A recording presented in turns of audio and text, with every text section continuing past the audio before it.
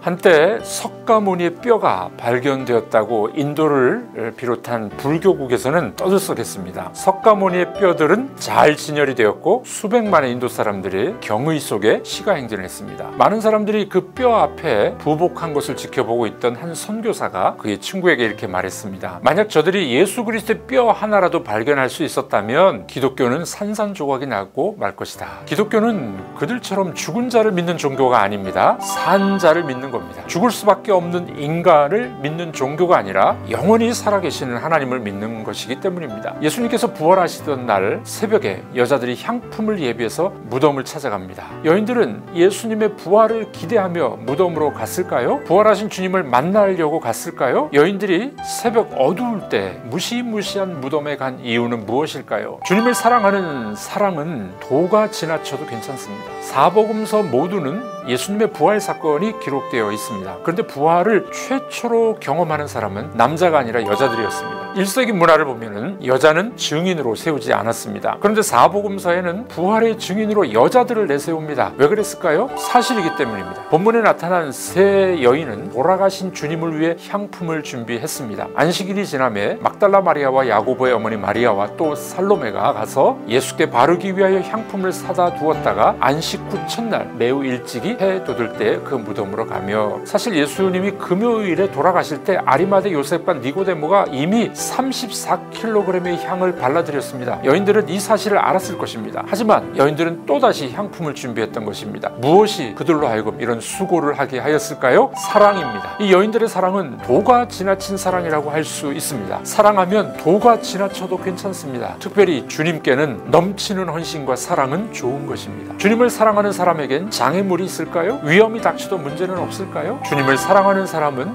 위험도 문제가 되질 않습니다. 주님을 진정으로 사랑했던 세 여인은 위험을 무릅쓰고 어두운 새벽에 무덤으로 달려갔습니다. 그들이 위험을 무릅쓰고 무덤으로 가려면 바로 그 밤이 지나기를 기다렸던 겁니다. 어두운 밤, 주님이 돌아가셨던 밤에 남자들을 보지 못했습니다. 위험을 무릅쓰고 달려간 여인들은 놀라운 광경을 목격하죠. 주님을 사랑하는 사람은 위험도 무릅씁니다. 어떤 장애물도 난관도 그들을 막을 수가 없습니다. 사랑하면 기적을 체험합니다. 사랑하면 부활도 목격하게 됩니다. 사랑하면 어떤 장애물이라도 넘어서는 믿음을 갖게 될 줄로 믿습니다. 위험을 무릅쓰고 무덤에 달려온 사랑하는 여인들에게 주어진 임무가 있습니다. 그 임무가 뭘까요? 그렇게 주님을 사랑하는 사람에게 부활의 증인이 되라고 하십니다. 천사는 여인들에게 이렇게 말합니다. 가서 그의 제자들과 베드로에게 이르기를 예수께서 너희보다 먼저 갈릴리로 가시나니 전에 너희에게 말씀하신 대로 너희가 거기서 배우리라 하라 하는지라. 부활의 증인이 되라고 사명을 주십니다. 여러분들은 주님을 정말 사랑하십니까? 그 사랑은 진짜입니까? 그렇다면 웬만한 일에 실망하지 마십시오. 여러분의 주님을 향한 사랑이 기적을 만들어낼 것입니다. 부활의 주님을 만나게 할 것입니다. 주님을 사랑하는 사람은 그도 부활의 사람이 될 줄로 믿습니다.